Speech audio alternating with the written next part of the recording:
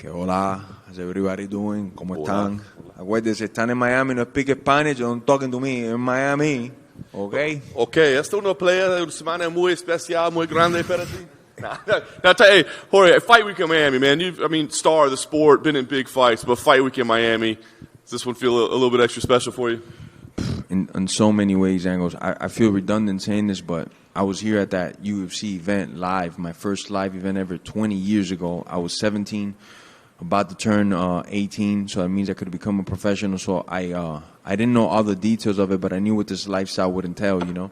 And I was at the event, the nostalgia of seeing all these fighters I've been fucking dissecting and studying since I'm 11, 12 years old, because that's when the sport caught a hold of me and consumed me. So it took a while, and then after that left all that euphoria, and I was able to like analyze what was happening and the speed and the techniques and the movement and the endurance. I looked over to my boy and I said, man, not only can I do this, but I'll bring the show eventually one day here. That eventually took 20 years, so it took me a little bit, but we're here. And a month after that, UFC coming here to Miami, I literally turned professional, had my first bout.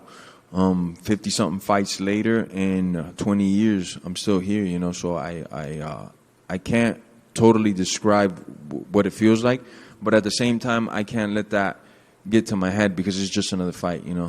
When I went into Korea and I got in a plane and I went to a hotel and I fought, it was the same thing that I'm going to do now. If I let myself get ahead of myself and start thinking all this other stuff, things, you know, might not go as well, so I just got to stay cold, calculated, and violent. That's kind of what I want to ask you next. I mean, is that almost a challenge for you, right? Because I know you want to, you want to balance your time out here, right? I mean, you're a star here. You want to give people a show. You got business. I mean, you got a lot going on in Miami, right? And I know you want to soak this moment in also. But is it almost difficult to strike that right middle balance to make it just another fight? I'm just greedy, man. You know, the last month I've been extra greedy. I'm sure everybody's gonna be like, I could imagine, but believe me, you can't imagine how many ticket requests. People everywhere, you know, it's a lot, and the show hasn't come in 20 years, so it's a lot. There's not even fans of mine, just fans of the sport that live here, that are combat addicts like me. Like, thank you for bringing the show here, you know, blah blah blah. So it's a lot, but at the same time, I'm just selfish right now. It's just I got to fight, and that's it, you know. Whether it was in England, Russia, South Korea, it's a fight, you know, and that's what I'm there to do. As far as what Gilbert presents in the cage, I mean, we know what his game is. I mean, I guess where do you rank him in terms of the dangers that he presents to you, and how challenging is this matchup for you? Definitely a beast on the ground. He's not the best at getting the fight to the ground, and definitely hits hard and throws with like bad intentions. But he's not the best at setting it up. He's not the best at making traps, at playing with the distance, at really jotting down at the distance. So I would rank him dangerous in both the stand up and the ground. But also at the same time, a very fitting style for myself, you know. Nice. Last thing for me, I mean, obviously there's a lot of talk about the welterweight title picture. I mean, are you letting yourself think about that at all, or do you have to be careful not to? Because obviously you have a great history with the champion. It would be a phenomenal matchup, but we kind of know which way Dana has mentioned. I mean, are you thinking about that whole scenario as you enter this fight week? I never underestimate anybody that has 2 hands and 2 feet. But I don't stop thinking about also that after this fight, I'm going to England. I'm going to use that belt to beat it over Leon's head and then come back to this great country and defend that belt. So it's not something that I don't think of. It's in the back of my mind, definitely. But first is Gilbert. Eliminate him in an impressive fashion, and there'll be talk of nobody else fighting for nothing else but me, you know. Last I checked, UFC's a pay-per-view selling business. Bitch-ass Kobe ain't never broke 300,000 pay-per-views in his life except when he fought me.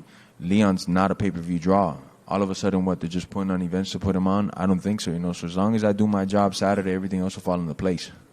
Jorge, you're a promoter now, so were you kind of surprised as a promoter that Dana was so adamant Colby's getting the next shot before this fight had even played out? Because he could say, well, we'll have to see, and then that builds this fight even more.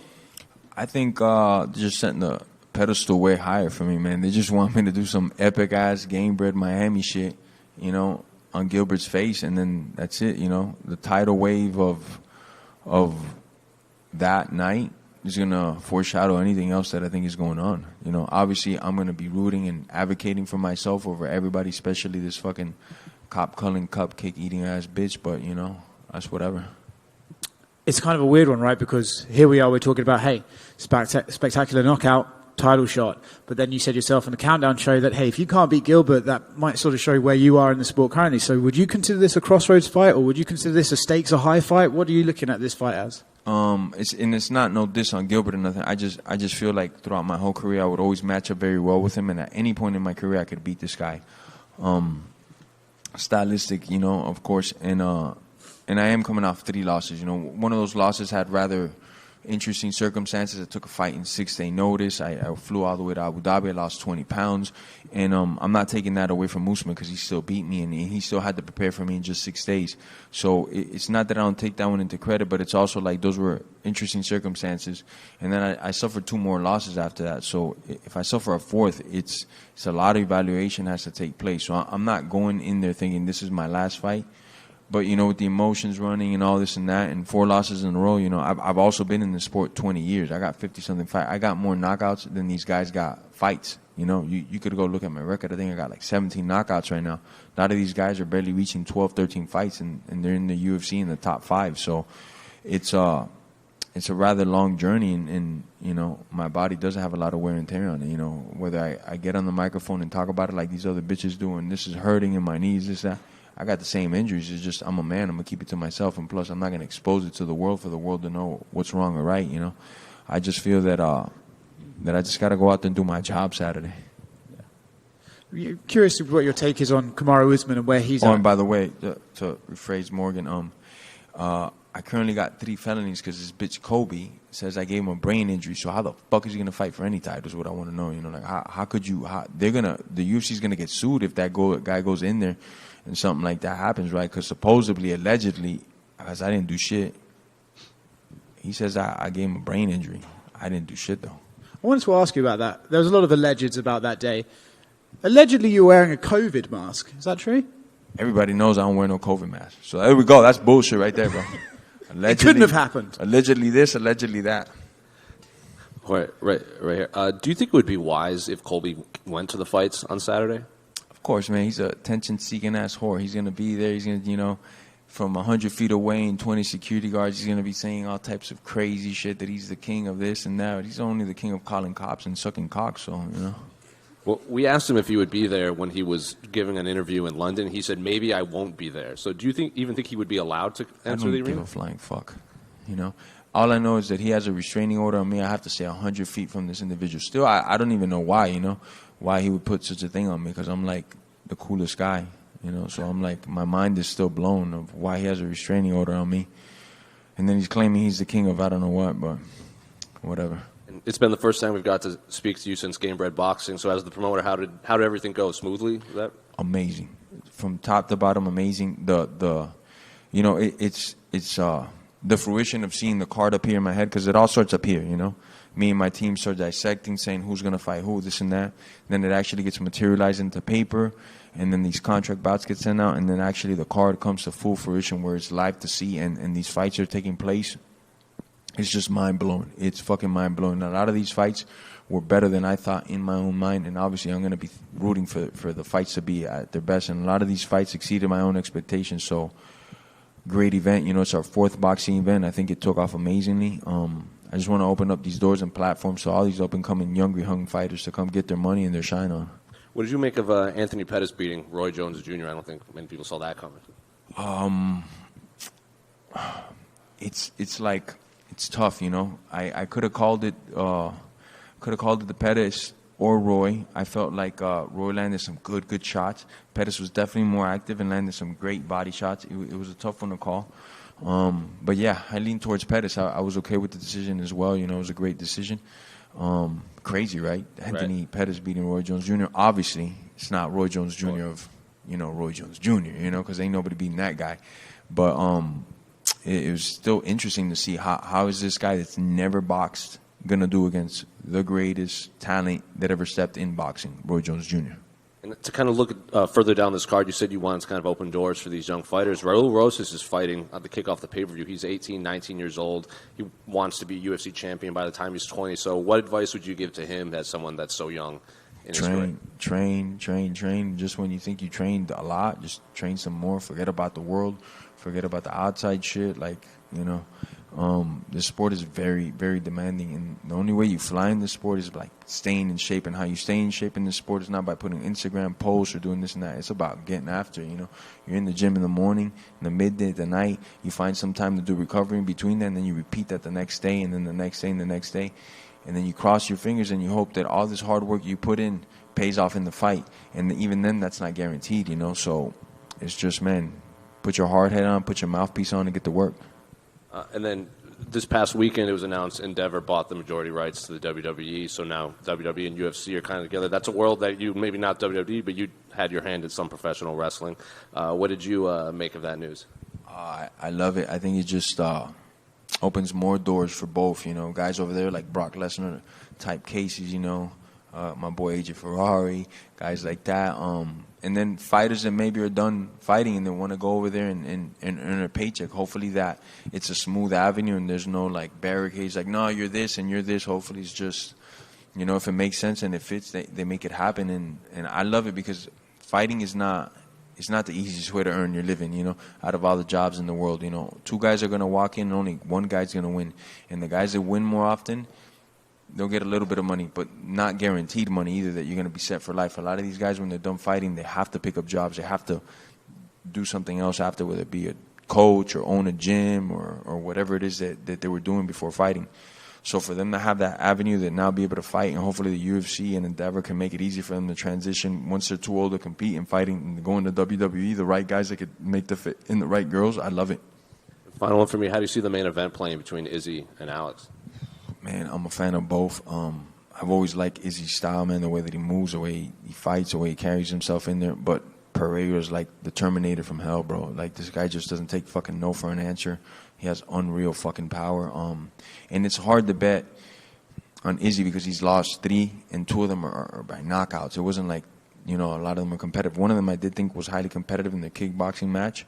So that being said, I feel like they just fought 2, like, last week, you know, so is that still fresh in Izzy's mind? Can he put himself in the right spot? I think he can, because Izzy's a hell of a competitor, man, and he shows up and does his thing. But conventional wisdom would say I'm going to lean with Pereira, you know. Well, kind of going off of the quick turnaround, you had said you thought maybe Usman came back too soon after getting the head kick. Do you think Izzy's coming back too soon after getting knocked out? I think Izzy's a special talent, you know. But yeah, a big part of me does believe that, you know, and I come, my trainers are a little bit more old school where they want you to take a minimum of 6 months to a year after a knockout loss to let your brain heal, let your mind get right, let your spirit get back in the right place. So I don't know, you know, I would say a little bit early, but Izzy's Izzy, man. He's the dude that if somebody's going to do it, it's probably going to be him. Jorge over here. Mr. 305, man, Yes, what's sir. up? What's up, Sports man? betting legalization in Florida has been a huge topic. Curious on your take and whether it's something that needs to get legalized in Florida. Online betting?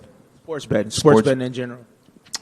I think so, right? Like, why not? You know, I think they're probably just working out the kinks on how to tax who, what, and where, and that shit will be up and running for everybody. It just makes sense. I mean, it's part of the culture. Facts. Speaking of betting, you're the biggest underdog you've been, and you're in front of your hometown in Miami. Yes, sir. Do you embrace this opportunity as the underdog? Oh, we're going to clean Vegas out. You know, and by we, I mean all of you, because I can't bet on that, as we all know. But all you motherfuckers are going to clean Vegas out. It won't be the first or the last time I clean Vegas out.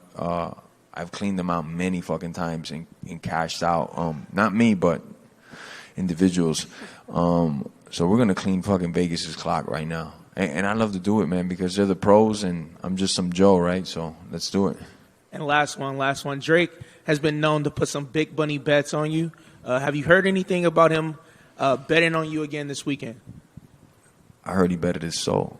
I'm joking, man. I don't know. I have no idea. Drake does put massive bets, man. And I love it that he shows that support and that he would even, like, broadcast it. Like, hey, man, my money's on so-and-so, because there's nothing more real than put your money where your mouth is, right? So shout out to Drake for ever believing in me and thinking of me and just the amount of exposure I get from him watching my fight and placing on me. It's crazy, man. Yes, sir. Jorge, back here. A couple questions in Spanish, do that? Sí, señor. Bueno, estamos aquí en Miami, aquí se habla español. ¿Cómo te sientes? Si tuvieras que describir las sensaciones que tienes en este momento por pelear en Miami, ¿con qué sensación lo describiría? Bipolar sería la primera palabra, mi hermano. Tengo que ser un asesino frío como he sido mi vida entera, cuando he ido a Japón, cuando he ido a Costa Rica, cuando he peleado en todas las partes del mundo que yo he peleado. No importa quién estaba enfrente, lo único que importa es la persona que está enfrente mía y las emociones como yo la controlo. Una gran parte de eso es haciendo esto ahora cuando yo peleé el sábado. La otra parte es, tengo que dar un show para la ciudad mía, pero tengo que hacerlo a través de peleando y mantenerme frío como un asesino. Como te dije, bipolar son las emociones.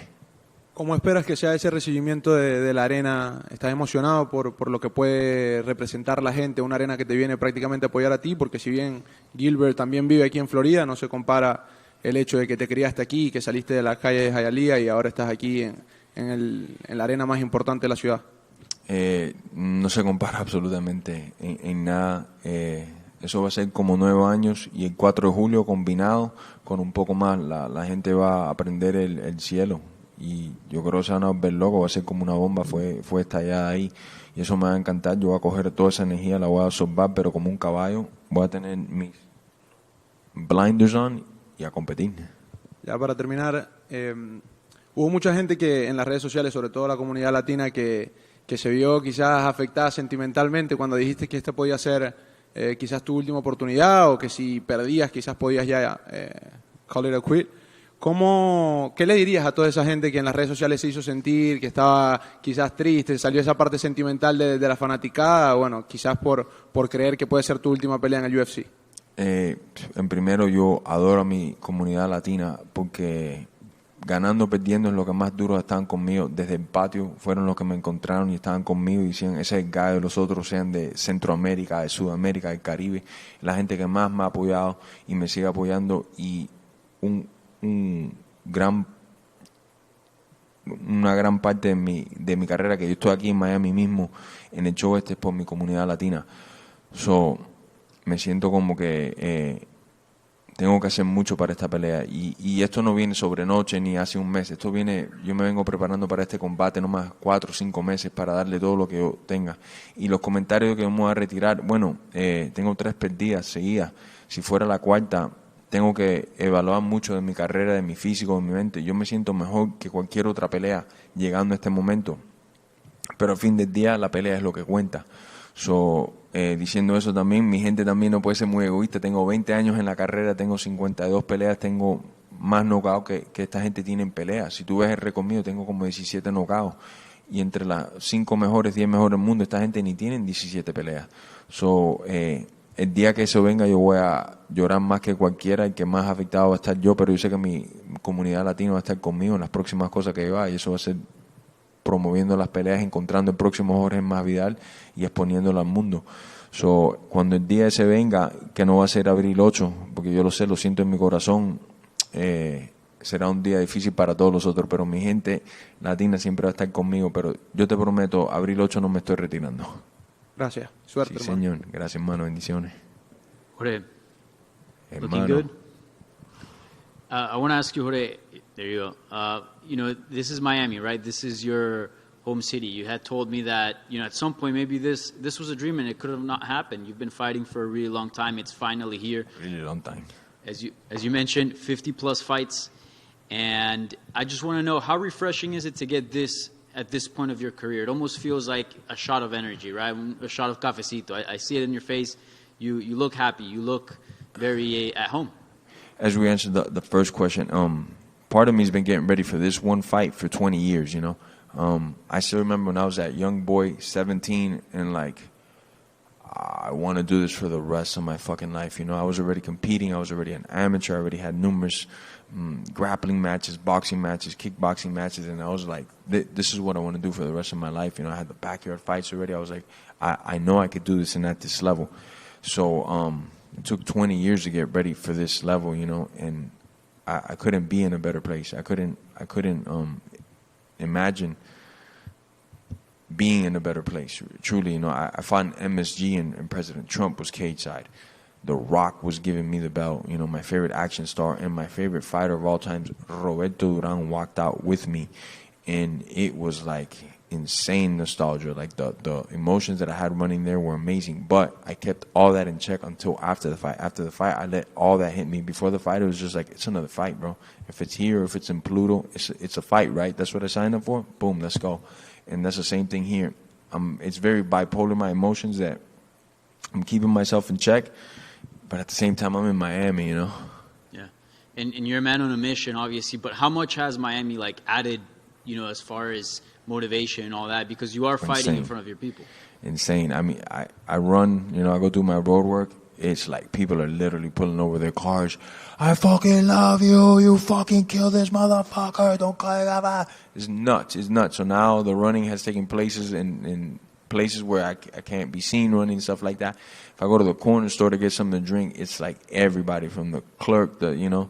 So it's just motivation, you know. On these days that I don't feel like running these miles at night, and it's the last session of the day, I don't want to run, and I run into somebody, and they like start spilling their guts to me. Like, man, I used to weigh. I got like a couple letters that like really touched my heart, but one of them, this individual lost 80 pounds, man. And he told me that everything was inspired by me. And he had sent me these messages, and we were talking to Instagram. He didn't tell me anything. He just showed up to one of my gyms one day, and he's like, look, this is me. I want to show you this is a real deal. And the dude said that I helped him get through depression through the videos that I put up on YouTube and seeing from where I came from where I'm at. He's like, I lost 80 pounds, showed me all the pictures, everything. It was like, fuck, man, if I could inspire you to do that, I got to inspire myself to do something greater, you know? Yeah. And, you know, it's Miami, Leon Edwards is champion. I mean, it almost seems like the stars are aligning here for you to, like, deliver something great and even surpass, special, right, Colby Covington in the whole title run.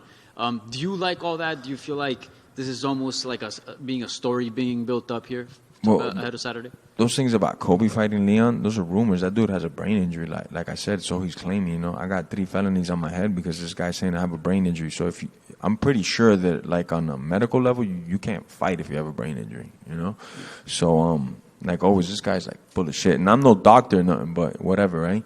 I feel like, yeah, the stars are aligned in many different ways, but not just because of what I just mentioned, but because, shit, man, the way things went down, the way my training has been leading up to this camp, there's a lot of mile markers I set up for myself because I want to see, man, maybe I don't have it anymore. I'm coming off 3 losses, so I put a nice, rigorous training before the fight even got announced, just to like, hey, can I meet these goals? When I used to be 22 years old, I could run a mile like this. Can I beat it? Can I do that? And numerous markers I checked off on the list. Then I got myself closer to the fight. I'm 8 weeks away now. I'm in the gym more than doing like general conditioning. And my sparring partners, and you guys all know where I train at American Top Team, where we have studs from top to bottom. Grant Dawson, Johnny Eblin have been my main staples for the sparring partner. If anybody knows these guys, they know that these guys are fucking vicious. And Don's one of the better grapplers. He's currently 7-0 right now, or 7-1 draw, 7 wins. Johnny Eblin, the world champion, undefeated at middleweight in Bellator. And we've been beating the fuck out of each other, and they said it to me like, this is the best camp I've ever felt you. So from a spiritual, physical, mental place, I feel like I'm in the best spot of my life, you know. All the tools that I've been working on are clicking in right now. Lastly, you versus Leon, biggest fight that can be possibly made at 170? Oh, definitely, you know. I mean, unless Connor's bitch ass came to 70, but that midget ain't coming up to fight me. It goes without saying, me and Leon sell pay-per-views, you know. Leon and Usman, what did that do? Those numbers ain't even out because they're so shitty, I heard, you know. And it's just, you know, they're both great fighters and great tacticians and stuff, but they don't risk it for the biscuit all the time. And fans, you know, like, okay, you know, you're kind of playing it safe. You're doing the distance thing or you're doing the hugging thing and just sniffing nuts. Fans don't want to pay that shit, you know. Somebody that's a construction worker that busts his ass every day of his life, come Saturday, they want to get distracted. They want to forget about all their problems and worries. They don't want to see 2 guys just fucking hugging each other or staring at each other. So when you add me into the mix, you know, win or lose, I'm going to try to take somebody's soul with me and entertain the fuck out of you. That's the only reason why I sell pay-per-views. It's not because nothing else, you know. Yes, sir. Fighting for UFC, game-bred boxing, game-bred MMA, game-bred everything. What do you enjoy most about your life right now? Competing, training. like I said, on a pro level, I've been at this for 20 years, but I started young, you know, in and out, because I would get in trouble. My mom would be like, no, we're taking you out of these martial arts programs. So I would say officially I started more like around 11, 12 years old. But since like 7 years old, I was in this. And, you know, I feel like it keeps me young, it keeps me hungry, and it also humbles me a lot, you know. The promoting has been amazing. I've been doing it now for like 3 years, and it's been times flying doing the promoting because it's so fun. Though there's roller coasters in that too. Main event getting hurt 2 days before a fight. Now we gotta like move the whole fucking card around and things like that, and it's a roller coaster of its own. Nothing compares to fighting. Nothing compares to getting ready for that fight.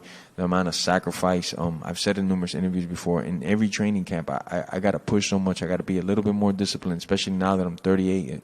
Back then, I would sleep on the constant 4 to 5 hours and feel great. Now, if I don't get like 7 hours and a half of sleep minimum, I don't feel that good. So now my discipline has gone up, and in my discipline going up, I think I've become like a slightly better person. You know, I'm going to sleep earlier. I'm waking up earlier. I'm doing workouts. I'm eating cleaner, just all for that one and final goal to get my hand raised on Saturday. So fighting to me is still the funnest shit. Period. And lastly, for me, do we have any special guest celebrities, athletes that you know of that are going to be coming out Saturday for your support? All of them. All of them. My mom, my dad, my kids, those will be the biggest celebrities in the building. But aside from them, all of them, you know. I'm Miami, and more than anything, it's easy to sell combat nowadays, you know. Who doesn't want to watch a fight, you know? You could be on your way to the Super Bowl or the soccer final championships. A fight breaks out in the parking lot, you're going to stop and turn. Now you're talking about you got badasses that did this their whole life. This is all they train for is combat, and it's here in Miami where everybody wants to be here because we got the greatest city in the world, because we got the greatest policies in the world, and people could live here free. Everybody's here in Miami now, especially since Corona. The whole world got to see, like, man, Miami's a place to be at because of our freedom, our liberty that we give to our citizens here. So everybody will be there. And if they're not there, I mean, they're probably getting it on pay-per-view. Jorge, over here, just one last quick question. Yes, you know, you're the king of Miami, man. Never been to Miami myself. You know, where do I need to go eat? Where do I need to go gamble? What are you trying to eat? Anything, wherever your best spot is. What's anything? I mean, you want like hamburger? Best taco. Best taco? Chris, what's the name of that spot that we just found the other day? No, that's not the name. Coyo Taco is pretty damn good too, and La Taqueria Mombi is pretty good. It's right here in Design District. Coyo Taco, you can't go wrong with them. They're phenomenal. But if you're in Miami, you got to just eat like mainly Latin food, because we got the best Latin food in the country. You know, Peruvian food here is amazing. The Cuban food here is second to none. We make the best Cuban and Peruvian food because we have so many immigrants and people that come straight from there and set up shop here and cook. We got some pretty good steakhouses as well, brother. So it just depends what you want to eat, man. Yes, sir. Yes, sir. Thank you, fellas.